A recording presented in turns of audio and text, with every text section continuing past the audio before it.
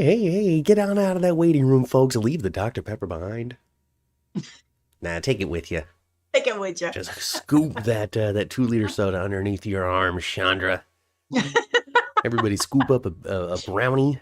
I think there's boneless wings as well. Sauces. Just, across the table. Take your pick. Buffalo. Hot. Polynesian. Even plain old ranch and ketchup. Ranch and ketchup? Who puts ketchup on a boneless wing? Mom? I don't know. Mother? Hot sauce. God, what is this, Honey Boo Boo's family? But get out of there. They have ketchup and butter on noodles. Oh, God. Scoop up your snacks, folks. Scoop up your snacks. Come on into the elevator. We're going all the way up to the 10th floor to talk about this week's General Hospital. My mom's got the Diet Coke. I have lemonade-flavored water. It's better for you. In the face of Brock Lesnar to keep me safe. Anyway, we're here. Hi, load up on these fake invisible snacks. I love the role play that happens in the chat. Makes me think we're getting into little Dungeons and Dragons. It feels like, huh? Just we're meeting at the tavern, folks. About to go on an adventure. But it's not just us, Ma. Of course, loaded up in this elevator, coming with us to the 10th floor, just to get started as everybody else continues to join in. Chandra. Hi, Chandra. Sindis is here. Vita. I had another name in here a moment ago. There it is. Carolyn. Hello, Carolyn. Hi. Hey, y'all. Welcome to the show. As a reminder, quick reminder, I just wanted to remind you that you don't have to participate in the chat with words. You can react with the little heart button. Or the 100, or the, what else is in there? 100, there's a shocked button, there's a little party popper, all that kind of stuff. If you don't want to use words, you can use a reaction. I'm going to see it as it pops up. I'll know that you liked it. And then on top of that, too, YouTube does track that as engagement. We want this thing to be as engaging as possible. So do your part. Click a button. Throughout, not just right now, throughout the whole thing. Anyway. It's every once in a while. Anyway, Ma, you want to dive into GH in the news end? Sure. Did you see who's going to be returning to General Hospital? Not just Jonathan Jackson. I missed one. Not just Jonathan Jackson. I must have missed it then. Rick Hurst as Rick Lansing. Is he really coming back? Is coming back to GH. I don't know how long. But he's going to be returning to GH. Rick Hurst is coming back to the soundstage, back to the set, back to the show to play Rick Lansing. I loved Rick on there. He was a good, he was one of those misunderstood, bad guy. He did bad things for good reasons. Sometimes but him and I really liked Rick and Sonny. So Rick Lansing is Sonny's brother. He is Sonny's half-brother. And they share a parent through his mother? Their mother, and that horrible Deke that treated Sonny so poorly growing up is Rick Lansing's actual dad. So Sonny is older than Rick. Sonny is the older one, yes. So he came in already with his mom from a previous relationship that she had with Mike Corbin. Yes. And then she gets hooked up with this Deke guy. They have a baby, Rick. So he's Deke Lansing. Yes. And Deke was he was a horrible individual and did a lot of things to Sonny and to his mom. And what was his mom's name? You guys remember his mother's name? We've said it so many times on the podcast. We've said it so many times. But, remembering things when you need to is always hard. Right? Anyway, he was also a police officer, too. And police officers have a tendency to get by with domestic things. Yes. Right. So, and especially back in the time era in which this is depicted. Oh, yeah. So this is, Sonny's what, 60 now? 50? 60s, 70s, 60s. So this was the 60s. Yeah. And this was even before the depth of forensic evidence that exists today. Exactly. So the social structure of relationships was totally different. This was, this was the beginning of the birth control pill, right? Which was a huge step forward when it comes to the ability for a lady to decide what kind of life she wants. Yeah. I mean, this is, the 60s. This is, if they want to have Mo be his, real age, well, it would have been the late 60s when he was, somewhere between 5 and 10 years old. All right. Which would be the time that Deke would be hitting on him and being so awful. All right. So 2 things. Number 1, hello, Michelle. Welcome to the chat for the very first time. Glad to have you here. Welcome to the show. We're going to jump into this. Is we're talking about Rick now, so of course Molly and TJ is next. So stay tuned. Past that, Chandra offers a correction that Deke is not Rick's father. Rick's father is a man named Trevor Lansing. I must have just, But it sounds like Rick made an assumption. I guess I just made an assumption. Yeah, but at the very least, it does seem like Sonny and Rick had a childhood together and grew up in the same house at some point. Yes. Okay, so that's definitely a fact of their relationship, is that they had one when they were kids. They share a mother, and their mother did raise both of them. And that's an important note, because sometimes you can be brothers and not know each other until you're adults and not have a relationship from the past, but Rick and Sonny do.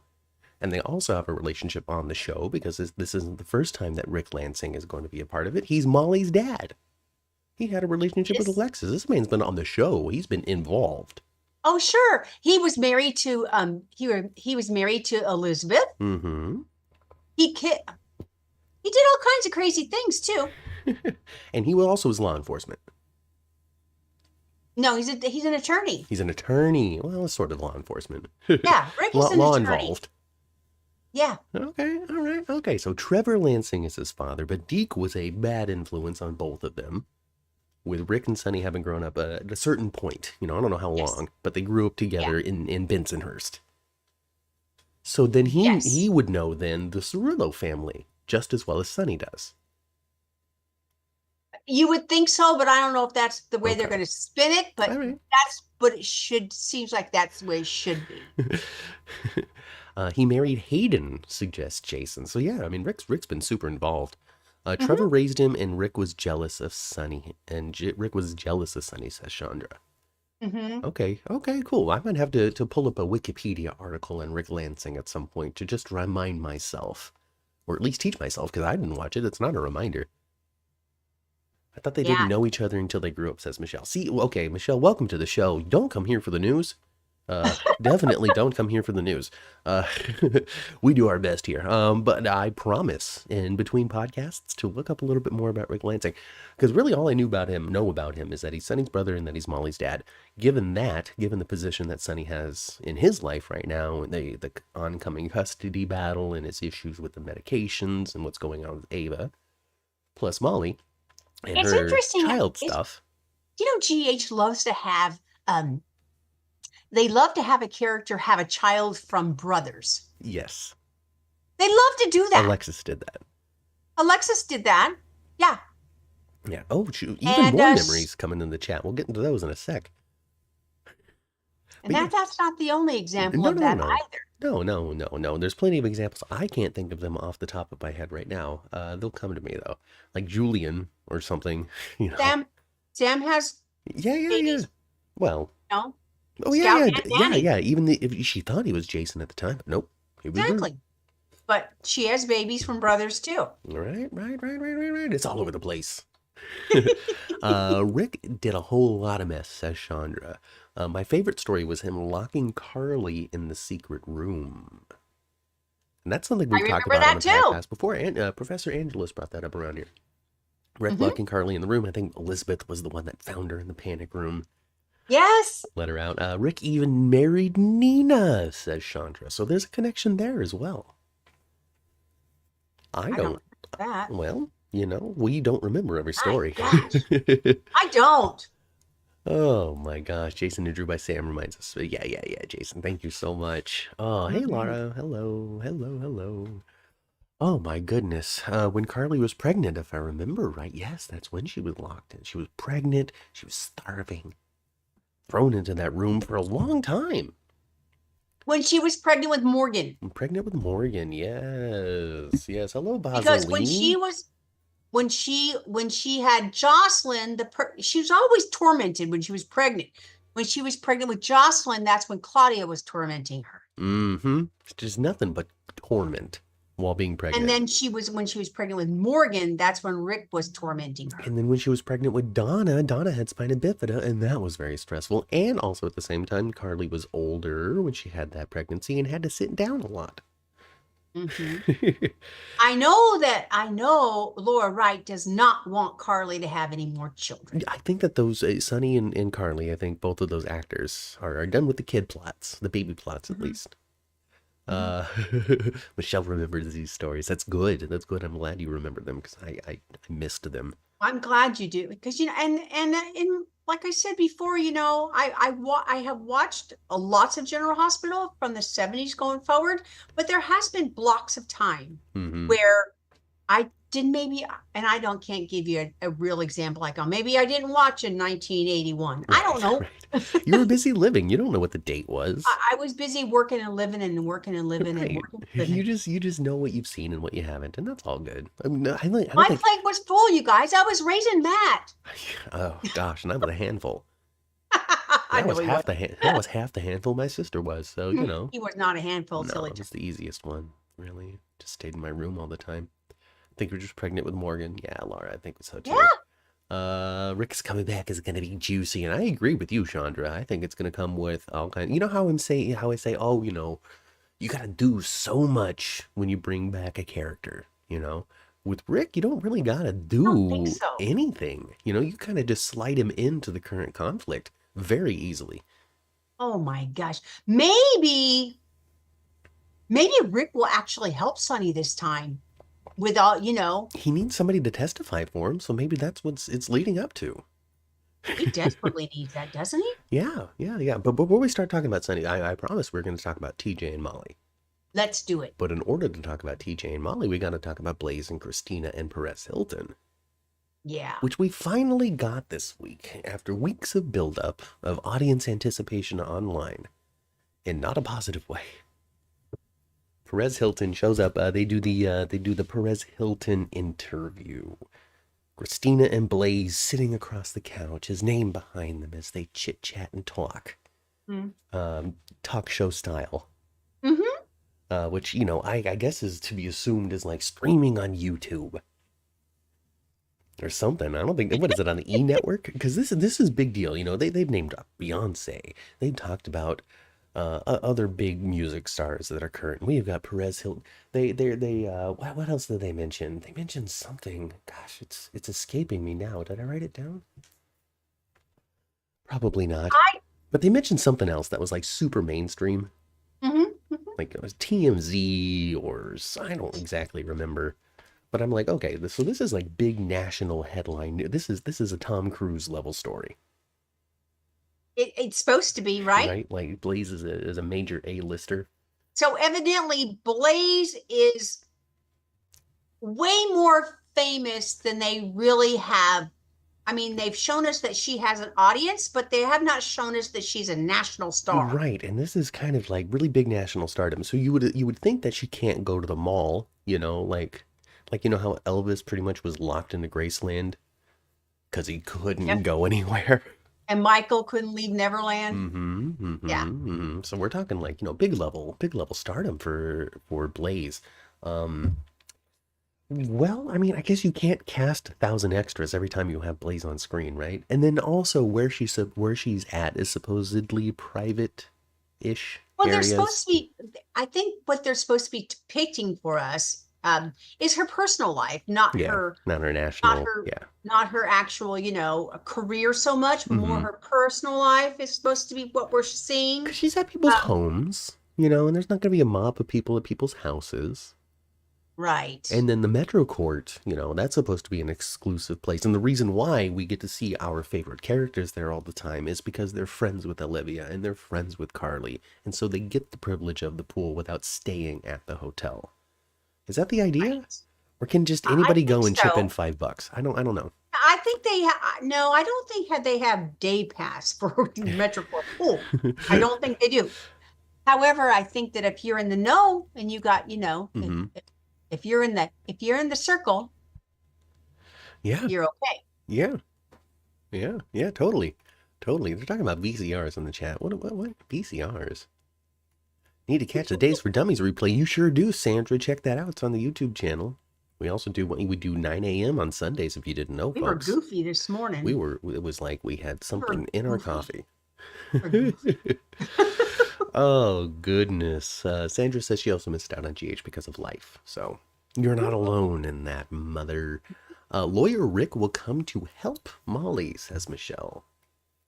Well, oh, I could see that. Yeah. So based on this interview, yeah. So I could see that, and that will pit the brothers against each other again too. Yeah. Think so? Yeah. Well, especially Nomad Sonny. He's a little out there. It's unpredictable. Acting like yeah. We'll get to it. Hopefully, but I'm kind of hoping that I think I want Melissa. Sonny to get back on his meds real soon.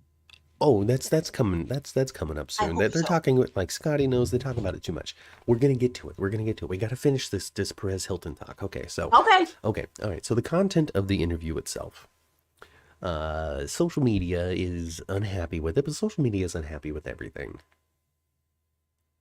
For the most part. So in it, they do kind of give Natalia a pass for the things that she had to say. They've been giving her a major pass for it for a while now. And I'm wondering, and I think this interview did a lot of movement forward in the right direction for this story. The fact that it was Perez Hilton is weird, but it's also on par with what they're trying to say with this story. I think. So yeah, they're giving Natalia a pass, but then they also were saying we wanted to keep our relationship private to give Natalia time to get used to it, so she can even herself out, and we can have an easy path forward. Essentially, is what they had said, and I think that makes a lot of sense. Because we really are talking about Blaze's mom and not just some random person who's the secretary at this one place that said something online. From our point of view, yeah, it's that gotcha video that everybody's really into, and it shares, and the person gets fired, and then the world moves on, and this person's life is absolutely destroyed, and nobody ever even remembers the life that they destroyed. It can be pretty wild. But from Christina and Molly's point of view, we're talking about Blaze's mom, not some random person. We're going to give her time. We're going to be understanding. We're going to recognize that the thing she said was problematic, but not the absolute worst thing in the world to say. Not the absolute worst thing, though. And I think, I think the typical person doesn't want to throw a relationship with their mother away unless there's just nothing redeemable left. Right. And that's not the case. Yeah, there's definitely stuff redeemable. And even from Natalia's further reaction after the interview with subsequent conversation with Christina and such, she's saying, hey, I'm trying to be more open-minded. I'm working on a live and let live attitude. And I think this is an important way of telling this story, not to justify the way that somebody thinks, because they're not justifying it. She says, I'm working on live and let live. People have said this isn't the right thing. It's the consequences that is being brought to Natalia that isn't the level that the internet, I'll say, seems to want to be brought to this. And I think what GH is trying to tell us is that this is what true tolerance is. I know that's a big statement, and we're just a soap podcast, but I think that's what the story is trying to tell us. I could see that because tolerance is not something that you, especially if you've come from a certain mindset or a certain example that you've had in the past, right? Or the culture that you've been in and grown up in. Yeah, it's not going to just turn on a dime. It would be a process. It takes some time. And Natalia is being confronted in her face with somebody that she adores, loves, and cares about with a lifestyle that she doesn't agree with. And so there's some reconciliation inside of her with that. Well, as most parents would go through. I agree with, Natalia. she loves her daughter very much. Mm-hmm. I don't think they've shown us that she doesn't care or Mm-mm. she's wants to be spiteful to her daughter. Um, she's just not she's just not quite there yet, but I think she will She's be. definitely going to be. We're constantly making progress when it comes to Natalia.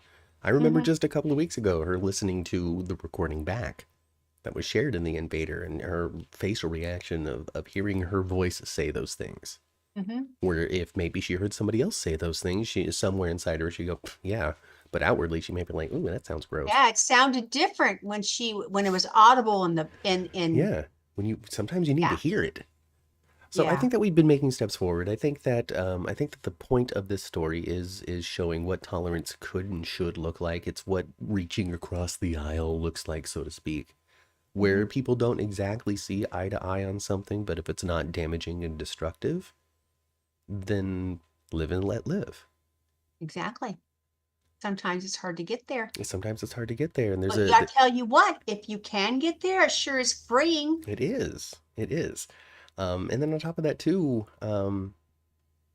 yeah, I think this is just what we're experiencing is a bit of real life versus internet culture.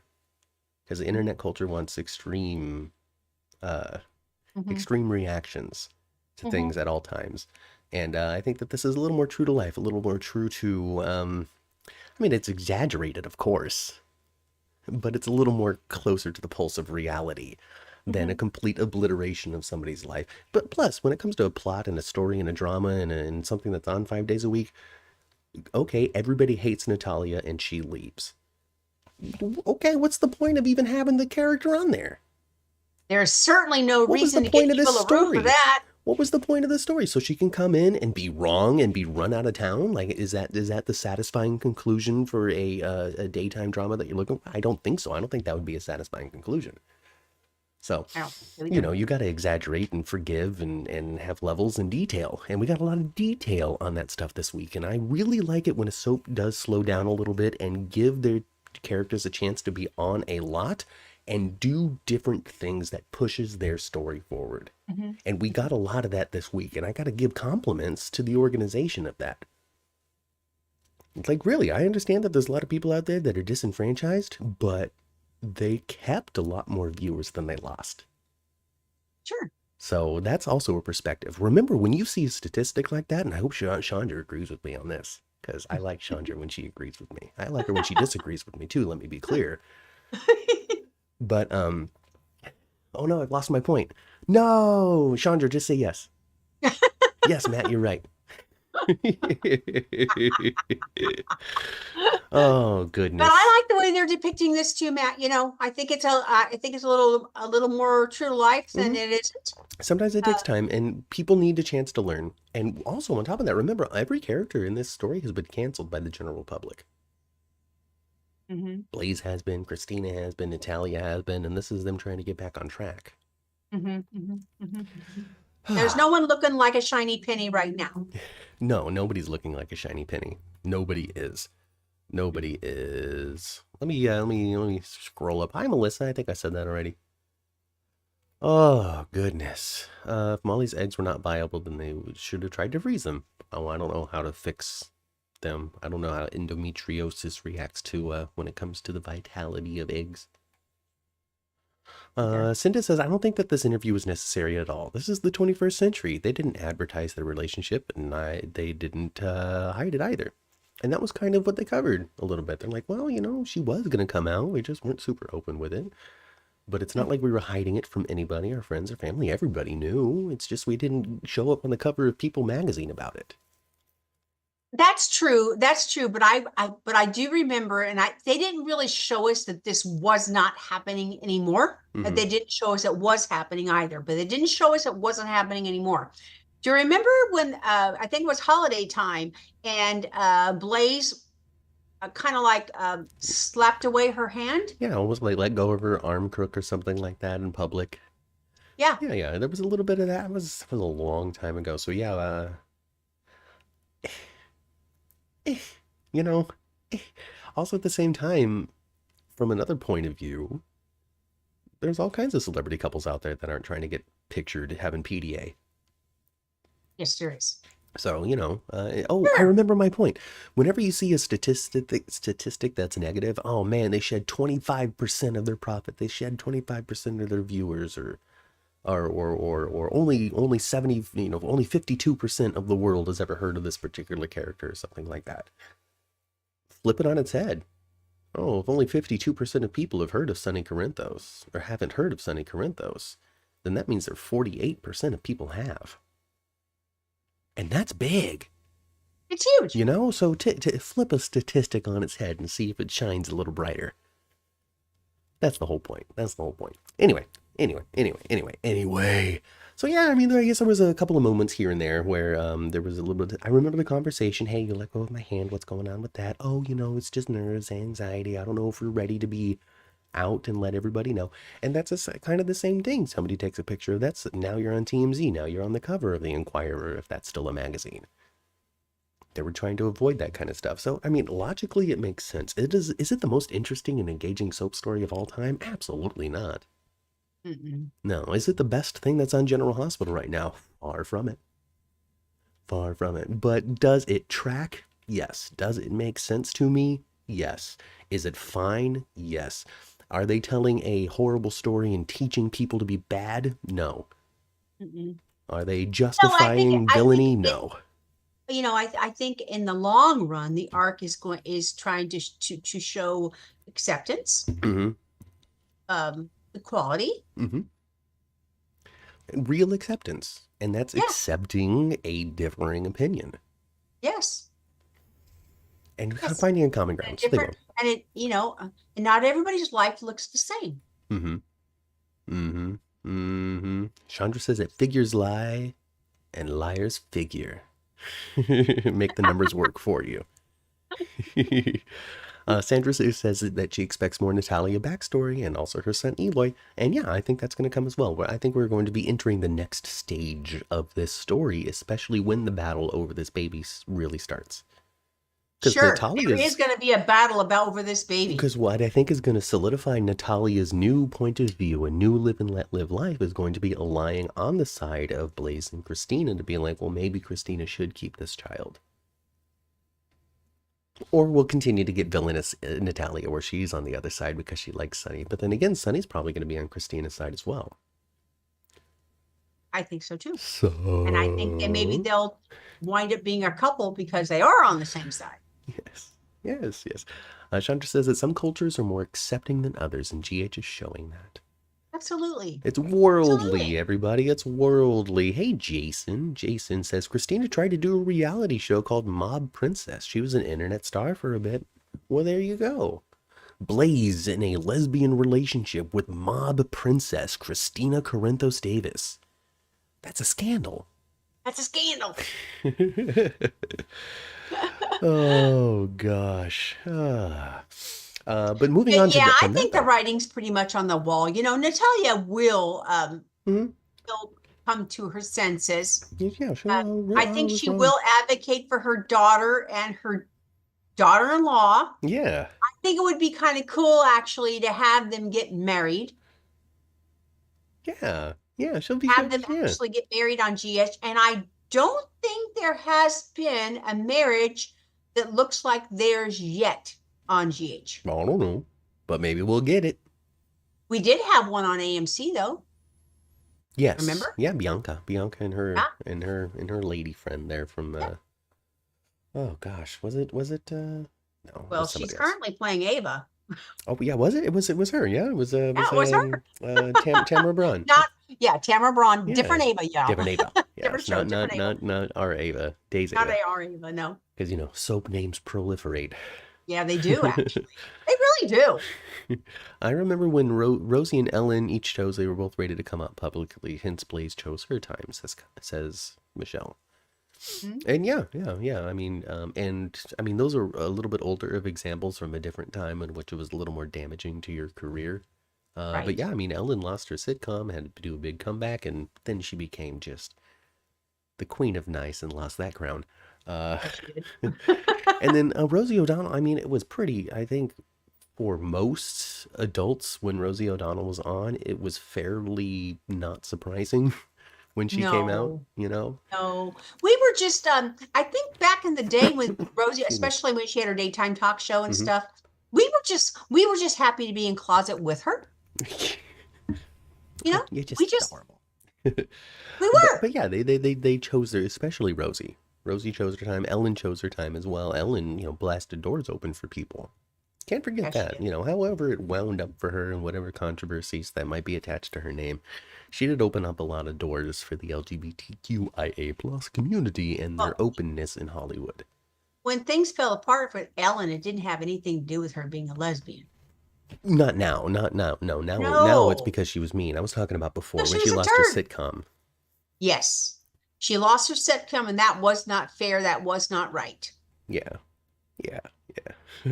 There was Lucas and Brad Sisindis, but those are dudes. Yeah. So if Blaze and Christina get married, I think this would be the first time ladies tied the knot on General Hospital. It's true. I actually forgot about Lucas and Brad. Mm-hmm. But they didn't show us a ceremony, did they? I think they should, like, I don't know. have like a regular. It would be a thing, and Chase would sing, and the family would be there, and the Sonny wouldn't be invited because of drama. Yes. Melissa says that lesbian Chrissy will actually be married, and straight Molly will have a domestic partner. That's a flip. Oh gosh, that is funny. Yep. That is funny. But okay, so fast forwarding now to the topic at hand, folks. The breakdown between Christina, Molly, and TJ and all of them. So in this interview, they reference the pregnancy that Christina has. But Christina is not explicitly clear who the parents are. No, she just said it was private. It was private. Molly and Christina interpreted that as, well, now the world thinks that you and Blaze are having a baby. And they didn't like that. They didn't like it. When I, you know, this is what I thought. I completely disagreed with Molly. Yeah. I did. I completely disagreed. Well, I didn't want to bring you into it. This was a private thing for you all. Like Christina said, the interview itself had absolutely nothing to do with her pregnancy. Nothing to do with it. And I didn't think that she said anything that damaged what could be or what was between her and Molly. No. It was private. Yes. And, you know, as we know, as you all know, you don't have any control over what people do on the internet. No. Even if you've said something very innocent. People will spin it the way they want to read it. They will spin it like crazy. And I think that actually is true, you know, true to what of today's culture, what they were telling us there. You know, well, Molly's saying every lesbian is saying this and that. Every lesbian couple out there is saying this and that about your baby. Congratulating you, wanting to buy you a onesie. Okay, well, hell, I'll give you the onesie. Free onesies, Molly. Right. Free onesies. Yeah. But I was on Christina. I didn't think that Christina, I didn't think she tried to harp it at all. No. I think she tried to, and she tried to stay on topic. Yes, I totally agree with you on that one. Yeah, Molly and TJ are totally in the wrong on this side. Now, the one thing that I was happy with the writing on this, you know, as far as the whole Perez Hilton thing, what I liked about the writing on this is they didn't try to put catty words in Perez's mouth. No, he was just straight up. Yes. I thought the way they wrote his scenes were good. I don't necessarily think Perez is a wonderful person. I think he's got some history that we all have been privy to. Yes. Yes. But I liked the way they wrote him. They didn't write him to be he wasn't Leo Stark. Disturber. He wasn't trying to stir the pot. No. You know. He was trying to be genuine and straight up about it. And I think that was the point. And you know, when we first started talking about it, I said that using Perez Hilton for this was on par with the story that they're also trying to tell. We just had a long conversation about tolerance. This is what it looks like in the real world. This is what it looks like when you reach across the aisle and give somebody an opportunity to be more than what they used to be. Perez Hilton fits that to a T. On top of that as well, there was criticism continued online, and Kate Mansi actually went in and replied to some of it saying, I know Perez personally. He is a friend of mine, and everybody is entitled to another chance. So it all does kind of tie into the same theme together, but like we had just said, it's not the strongest story, it's not the best story, it's just the story that's being played. But on top of that, yeah, I completely agree with you that Molly and TJ are totally in the wrong on their side of it. Christina did not intend to do any damage, nor did she hide anything. I would say that the only thing that really could support the opinion of TJ and Molly is the fact that in reality, Christina is a little too connected to this baby. And I think also, I don't think it would have been a bad idea to let her know their intention of doing the interview in the first place. She didn't know about it until she saw it. Right. Yeah. That's not cool. Right. Christina could have and should have said something. And then on top of that too, yes, Christina, you do need to sign these documents. Molly, this was not the right time to present them because it was very much, this continuing my attack on you. I don't trust you. Sign this in front of my face now. It's a heightened emotional time. Yeah, it wasn't the right time for it. But Christina, you do just need to sign. If you had just said freaking fine and signed it, then I think that the anger bubble would have popped and maybe y'all could have moved forward. Of course, this doesn't make any sense because it's a soap opera, but you put it to true life. You know, when the paper should have been popped out as soon as she got pregnant. Those papers should have been open-ended without a date, and they should have all known about them before there was actual conception. And okay, when we get a positive pregnancy test, we know that baby Ashford's on its way. These documents are going to be here ready for you to sign. I think Alexis had started drawing something up, and they were like, no. It'll be fine. She's not going to be locked up. You dumb Lansing girls. Maybe Rick's going to come and set everything Lansing straight. Davis girls. Lorenzo, Lansing, Davis, Jerome girls. Ugh. Every lesbian is saying it. Really, Molly? Every lesbian? Dramatic much? Says Melissa. Molly is scared since she has no legal claim, says Jeannie. Totally. 100%. Chandra agrees. And that's what their mother said at the very beginning. This could represent a big problem. TJ is acting like me on PMS. He needs to eat a Milky Way, watch a sad movie to make him cry. Oh, goodness. You guys should have a podcast. Let's see. Michelle, new watcher and participator Michelle says, I have this problem with 3 of the characters. First, Sam overreacted with Jason, then Portia overreacted with Laura, and now Molly is definitely overreacting with Christina. Overreaction is the name of the game on General Hospital recently, folks. Laura agrees with you. Christina should have given Molly a heads up. But yeah, I mean, you know, it's overreaction, all that kind of stuff. It's heightened drama. We're just feeding the flames of the family court. This would make sense to me, but not in soap opera land. They should call Perez back for a new interview, and in that interview should be the 3 of them, maybe even TJ. I don't want to do that. I don't want to be on TV. I'm busy being a doctor. They're worried. But that would make too much sense. They're worried that Christina's going to try to keep the baby, and without Molly having a claim, she could. That's what Molly said at the end of their scene, actually. That's the main thing. That's what they're scared about. They're going to try to keep the baby. And it's not like Christina hasn't shown signs of keeping the baby. Well, sure she has. And we knew she would. So it's somewhat justified. Because when she first started talking about doing this for her sister back 9 months ago, 10 months ago, she was looking at herself as an incubator. Yeah.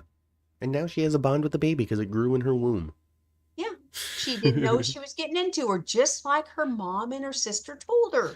Sam and her mom both tried to tell her, you don't know what you're really asking of yourself. Nope. Both Jordan and Alexis. Don't really know. Both being there, being like, hey. Jordan, Sonny, and Alexis, none of them were excited when they found out, said Chandra. Because they knew what kind of what big of a problem this is going to be. And we all, Joe might have happened even to that. before the characters were saying it, we were saying it. Like, don't do this. Don't do this. Don't do it. Don't do it. Don't do it. Jeannie wants to know if Rick is going to be Pikeman, and the answer, Jeannie, is no, he's not going to be Pikeman because Valentine is Pikeman, and since Valentine ran away and they gave the phone to Jagger, Jagger gave Jason a new assignment, Pikeman's over. I think Pikeman's really over. Pikeman's over. And it was a mess of a storyline and never really took off the way it was supposed to.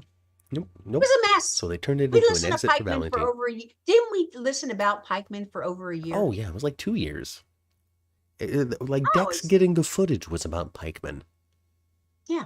So Pikeman's over. It was Valentine. They gave the cell phone. Pikeman starting with a P was going to make me do something else starting with a P, which is puke. I was done. Pukeman.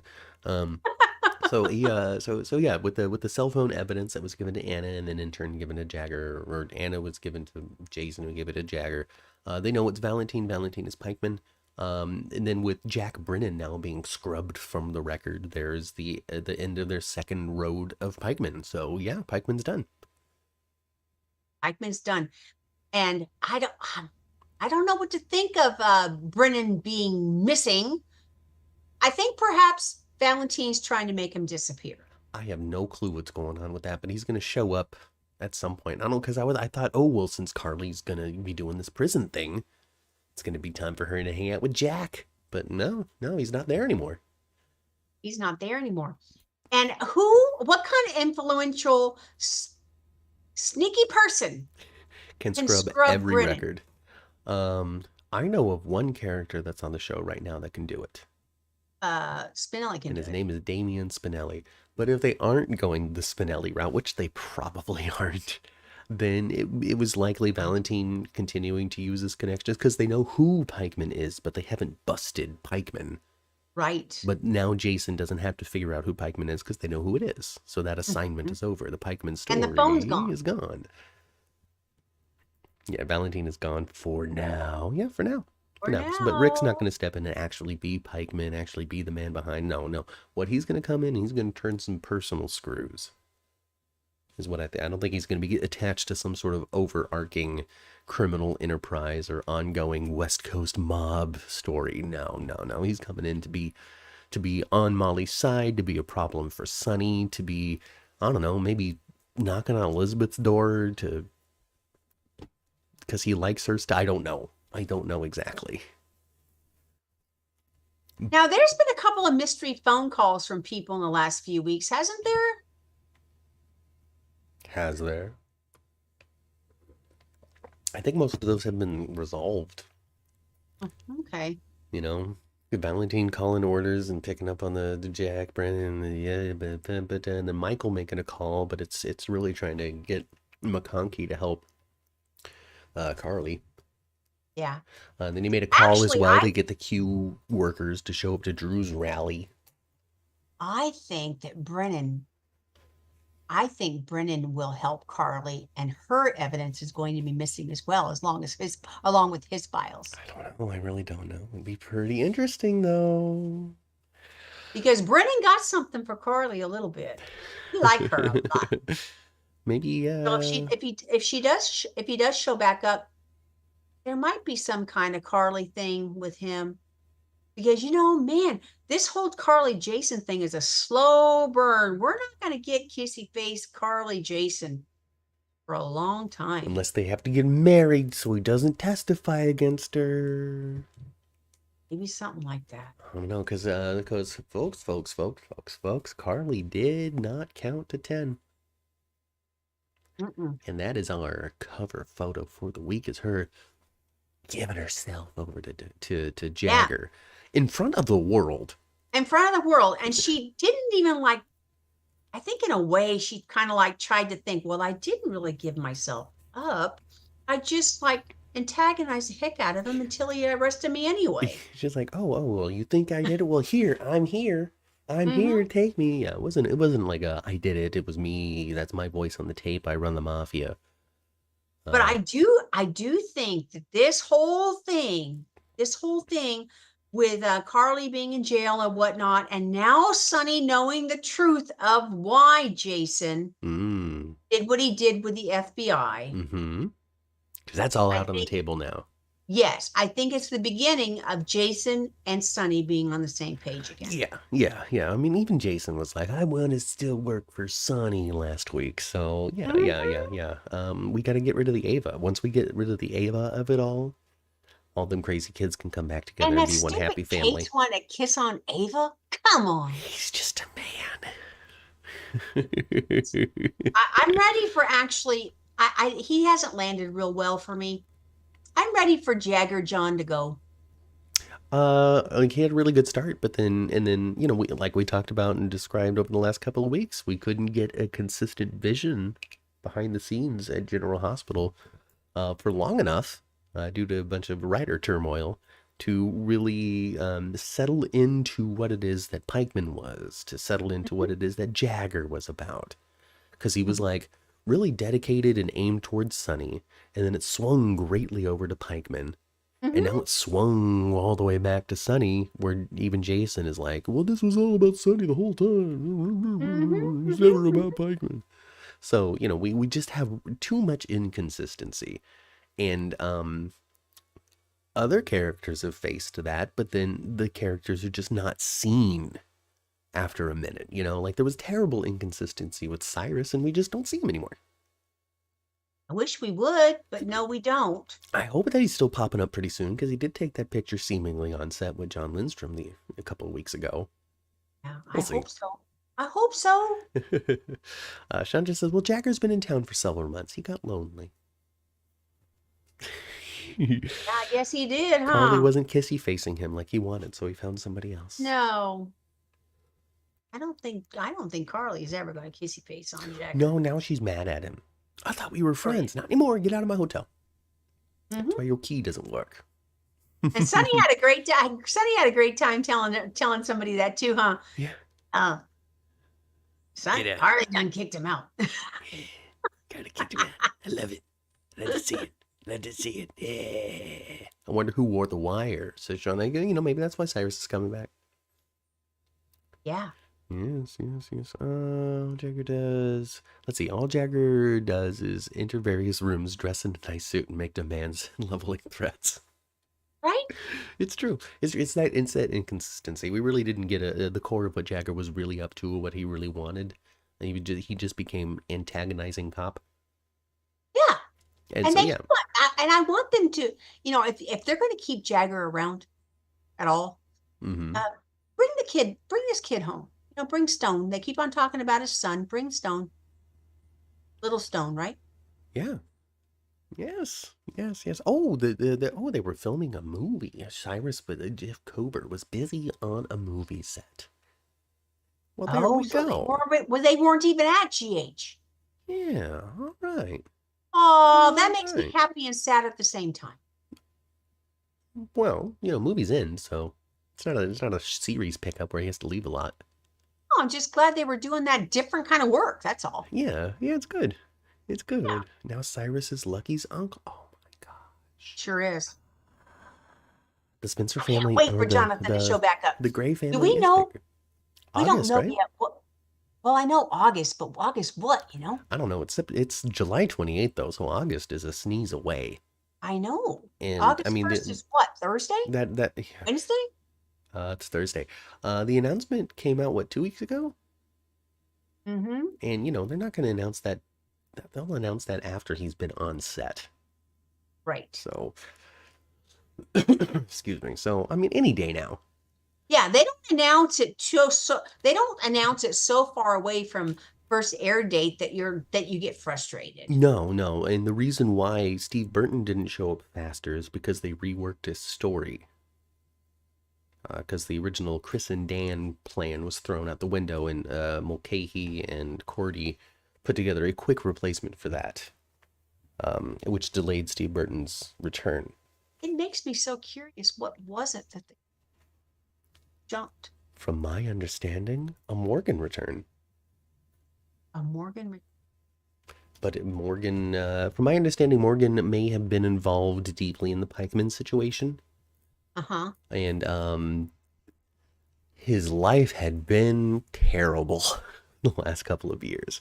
But Oh. ultimately, I don't really know the details involved in it. But I don't even know if it was like so bad that it got Chris and Dan fired. I don't think that's a real thing. You know, where it's like, oh, we don't like this idea so much, you guys can't be the head writers anymore. This is the straw that breaks the camel's back. I don't think it's that. Well, if that was the case, all of our soaps would have a revolving door. Not everybody's pleased with everything all the time. Right. So I don't think it's that, but their original idea was not going to work out for one reason or the other, whether it's actor availability, actor interest, or even just like we don't like this idea. Mm-hmm. You know, it was tossed out and quickly reworked by the new head writers. But something happening at the same time doesn't mean it happened because of the other thing. Right. You know, correlation is not causation, as they say. Mm-hmm. So I don't know if one thing is connected to the other, but it wasn't a story that they liked. It did involve Morgan, though, from my understanding. Oh, you know, But the only thing that makes me think, and the only thing that makes me, his name isn't that young man's name is Brian what? Craig? Brian Craig. I knew the last name was Craig. Mm-hmm. I wonder how disappointing that might have been for him. I don't know. He went from returning to the show as Morgan to being the ghost of the show, ghost of for a couple Who of knows days. if he was even given an offer? Who knows? Who knows? We don't even know. But now he's gonna be a ghost and visit Sonny, I guess. Anytime now. I mean, that was announced a while ago as well. I think that Sonny is gonna come to a full dose lithium pill very soon. Oh, definitely. He's gonna be left by the ghost of Morgan. Yeah. Yeah. All right. 10 And people I got think off that the- that'll be the beginning of Jason and Sonny and Carly being the dynamic trio again. Mm-hmm. Yes, that'll be fun. That'll be fun. Oh, and then I also remember hearing something. Now, I don't know if this is true or not, or if it was just an Elizabeth hater, but I did hear something about Jason's return also involving Elizabeth, and Elizabeth deciding that she still wants him. Jason? Yes. I can see that happening. But then doing a crazy ass Elizabeth thing. You know how Elizabeth does crazy ass stuff sometimes. Yeah. And she was going to pull off some sort of crazy ass Elizabeth thing involving Jason. I don't know if that part is true or if that was just somebody who doesn't like Elizabeth telling me that. Who knows? I don't know. We're not back there. We don't know these people. It could spark a new Elizabeth Carly feud. Well, now we don't have to worry about it because I'm sure we're going to get some Lucky Liz stuff coming up pretty soon. We sure will. Oh, thanks for the reactions, everybody. And I hope, you guys, with Lucky, Lucky visits his sister and she's able to got her eyes open. Maybe. I think that Lucky's gonna be bursting into Laura and Kevin's house with a piece of paper in his hand, and he goes, I did it, Mom. And she'll go, what are you talking about, Lucky? I'm so happy to see you. I was just lamenting the fact I don't have contact with my children. And he goes, I did it. I've been working on it behind the scenes for weeks. I figured out who killed Austin. There you go. Or maybe he's I'm getting back in the game. Well, you know what they ought to do with Lulu? Didn't Robin give Laura some wake-up juice once upon a time? Yeah, to wake her up for a moment, right? Yeah. She was locked in. She's not comatose. It wasn't because of brain swelling and TBIs. It did. Robin did give Laura some wake-up juice. Oh my gosh. I only want Julie Berman as Lulu. I think that's what everybody thinks. I'd rather see Julie Bourbon come back. If I can't have Julie Bourbon, I want a complete new. I want her to be recast Entirely. Completely new. Brand new face or Julie Berman? Yeah, Julie or a brand new face. Yeah, absolutely. Riley, and I'm not trying to say anything ugly about Miss Riley. I'm not. Just not your preferred Lulu. It's okay. It's okay to have preferences, folks. Julie Berman seemed like a Spencer. Yeah. Well, hey, you know what? The other one didn't. You know what, folks? It's totally all right. It's totally okay. It's all right to like one actor over the other. It's not okay to be like, get this new actor fired, I hate them. But when it comes down to it, I think that if they were going to be getting back Julie Berman, the landscape would never be better than Jonathan Jackson and Jeannie Francis, because that's who she worked with before. And apparently Jonathan Jackson is incredibly popular and people just like him. That was our Lucky at 9 years old. Who burst into Kelly's? Well, he's gonna burst into Bobby's. I did it. I figured out who killed Austin. Aunt Ruby. It was I figured it out. Jonathan Jackson. I can't stand it. I'm so excited. It was the sheriff of Pawtuck. We've hauled him in, Ma. Willow is still drinking in the form of Drew with her eyeballs. He was hanging out, dripping wet after going for a swim. Wiley was so happy to see him, and then Willow did that thing again where she's like, he'd be a wonderful stepfather. Mom. Willow, come on, girl. Come on. They're having, they set up a picnic, waiting for Michael to show up. Oh, come on, you two romantic fools. You're just begging. You're just begging to make another mistake, aren't you? Oh my gosh! Can we rewind to last week when Nina was just slapping the taste out of Drew's mouth over this? Right? Because I want that again. Me too. I want that again. Michael's so blind and innocent, feeding into this without even knowing. I tell you what, that Uncle Drew better be careful around Michael. When push comes to shove, he will club you with a piece of wood. When push comes to shove, he will shove you off a cliff. Yes. Oh my gosh. I feel icky about Willow and Drew, says Michelle. I think most of the audience does. You're supposed to feel a little icky about it. I don't think you're supposed to want to see these two together, just like they don't want to be together.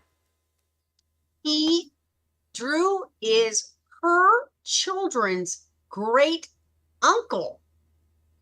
Yeah. How can you get more icky than that?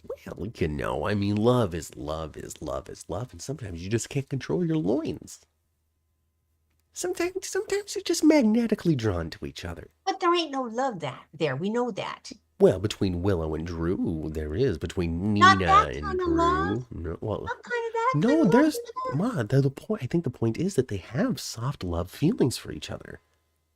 This is real love. This is real romance between the two of them that they are trying hard to deny. No, they got the hornies. That's it. I disagree with you. Who has the hornies is Drew and Nina. Drew and Willow isn't about getting it, because they could get it from anybody else. Why do they need to get it from each other? They get it because they want it, because they're drawn to each other, because she sees the powerful man that he is, and she sees the delicate flower that she is. Oh, how shall I ever cheat on Prince Charming? Oh, I've already done that once, when his name was Chase.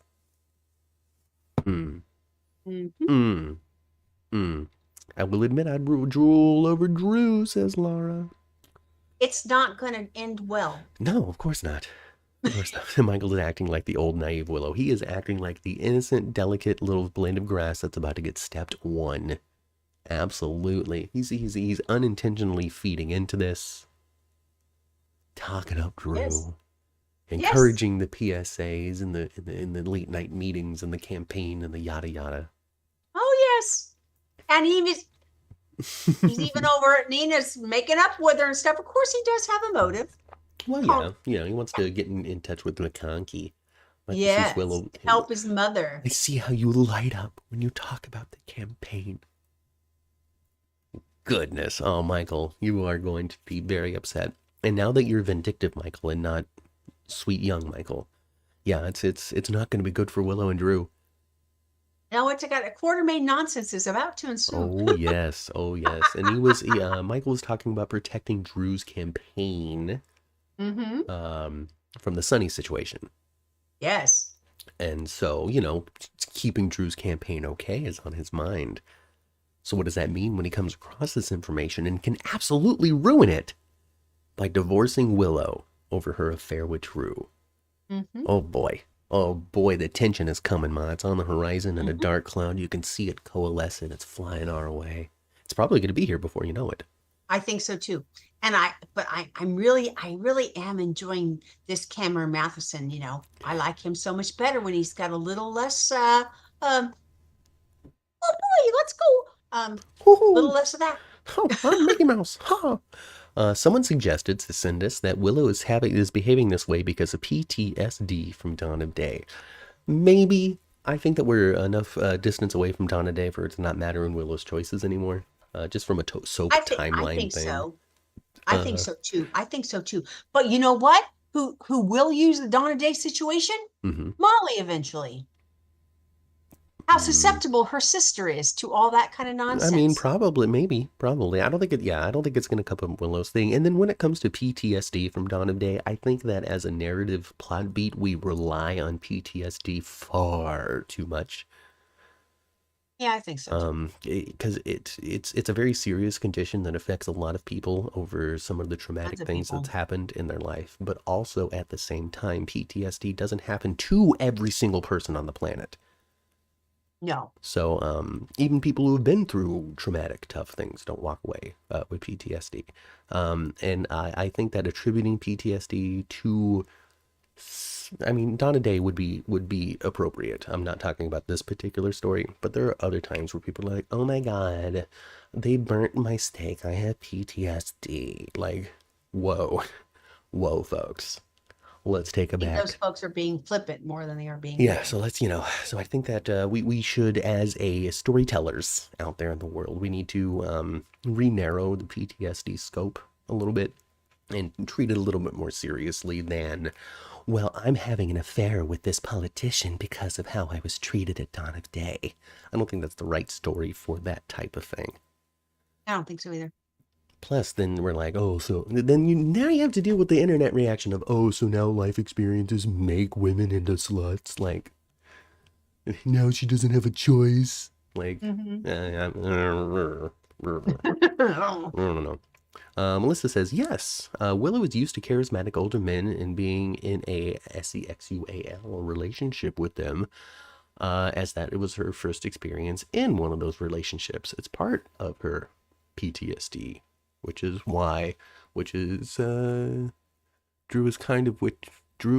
kind is alluring, essentially. I could see that. Yeah. I mean, if we're going to make it so Willow is who she is and can't control her own brain because of Shiloh from 5 years ago, sure. I just don't think that's what's at play. I think she just digs Drew.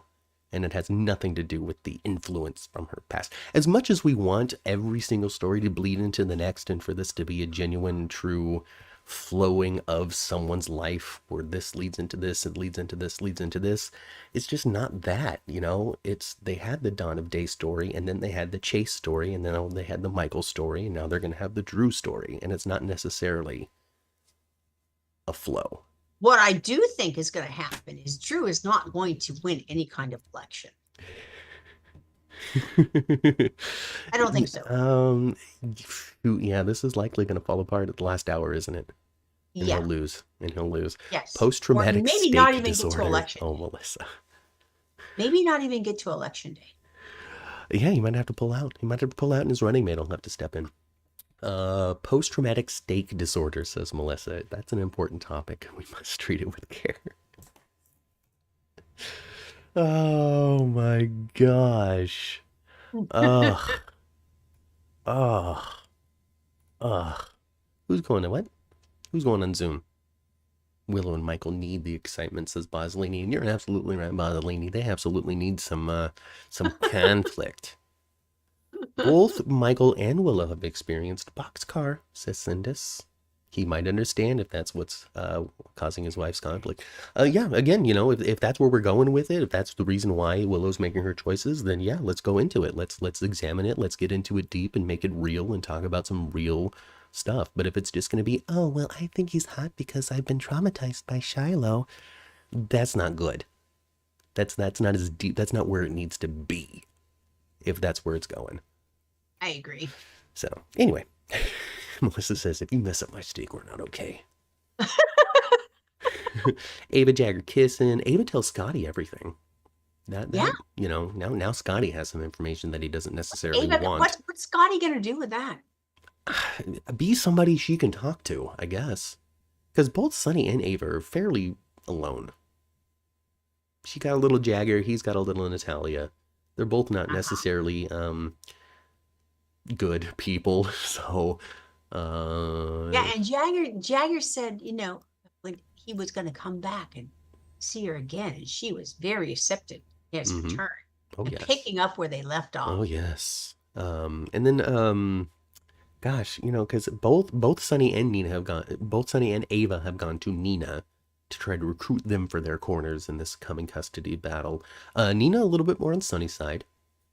Yeah. Way more on Sonny's side, I should say. Yes. Because Nina was like, or Ava was like, you're going to let that little spat between us and our friend? Yes, I am. Get out of my office, you crazy wench. She was ridiculous, huh?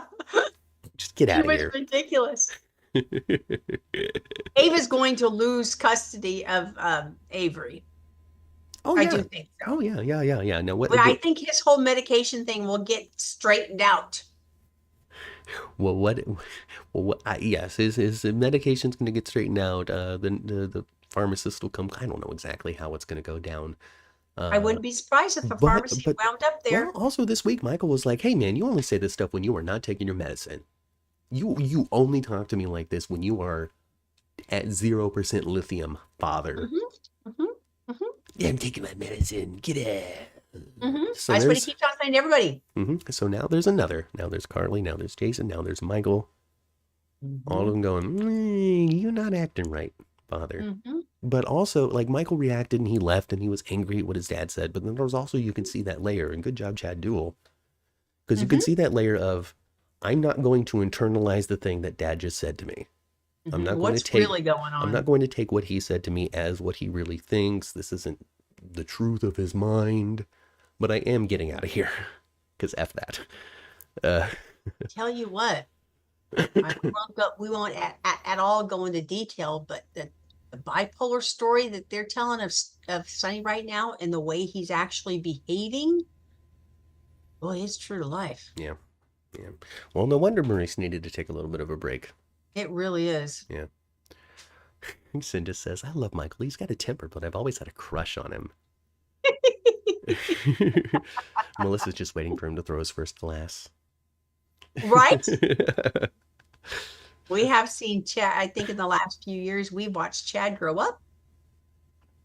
Look, some old footage of Chad on there when he first started. Oh, yeah. He's got the narrowest face. Narrowest face. Narrowest face. That's it. Well, you know what, Ma? I got a lot of notes here, but we really did cover a lot of it here. Yeah? We did. And I got to admit, technically, there's like 14 minutes left in the time, but I have to pee so freaking bad that I'm going to end the show. Okay. That we're going to be done. We're going to be done. We covered all the major things. We didn't talk about, Luke memories, but, that was a nice scene. It was nice to see Jane Elliott, and it was nice to see Maurice together. And you guys, now, Matt, you have to agree with me here, because I don't want to disappoint anybody. Oh, no. The deep dive Skinny Dip is coming on Thursday. Yeah, it's coming on Thursday, and we're going to talk about the Gray Spencer side, the Spencer Grays. Yes. We're going to talk about Laura, her offshoots, her kids. We're going to get ready for Jonathan Jackson, Lucky Return. We're going to remind ourselves of the big plot beats and relationship moments between that little small branch. And so join us for that. Talk about the Spencers. We're going to talk about Laura's branch and her children. We're going to talk about Carly's branch too. Yes, because they're still active here on the show. So we're gonna isolate it down. So we'll definitely talk about Michael and Willow some more. We'll talk about Carly and her situation. We'll talk about her history with Jason. We'll talk about Laura. We'll talk about Lucky. We'll talk about just every all of that. So Bill Spencer catch up. So come on down, 6:00 p.m. Pacific time. The Skinny Dip will come on up because we do this at the Metro Court pool. You guys Skinny Dip, we lifeguard. As you get in the skinny on a specific podcast, specific soap topic. So come and join us for that as we just chit-chat about that nonsense. It'll be just as loosey-goosey as this is. But we're going to try to do a little bit of research. We might have some kind of like truth to be told. We might actually have a couple of ideas. Oh, yes, and Violet is going to be Sasha's assistant. Melissa suggests Violet and Aiden. I don't think that Violet is going to be the type of person that Aiden is into. Nope. But that's it. Get out. Get back out of the elevator. We're going to go back down to the first floor. We're going to get out of the elevator, go into the parking garage, get into our cars, turn our radios to previous episodes of the 10th floor, which you can find on all of your favorite podcasting platform. If you cannot find it on your favorite podcasting platform, you can reach out to me on Twitter, and I will send you in the right direction. Follow us on Twitter at 10th floor GH, 10th floor GH. You can also email us if you would like. Same thing, 10th floor GH, 10th floor GH at gmail.com. Instagram, subscribe here on YouTube if you haven't. Like the video because you watched it. Come on back in a couple of days. Leave a comment. Tell your friends, share a link, and go spend some time with your families. I've been Matt. I've been Kat. And I'm going to go to the bathroom. Yay! I'll see you next week right here in the 10th floor.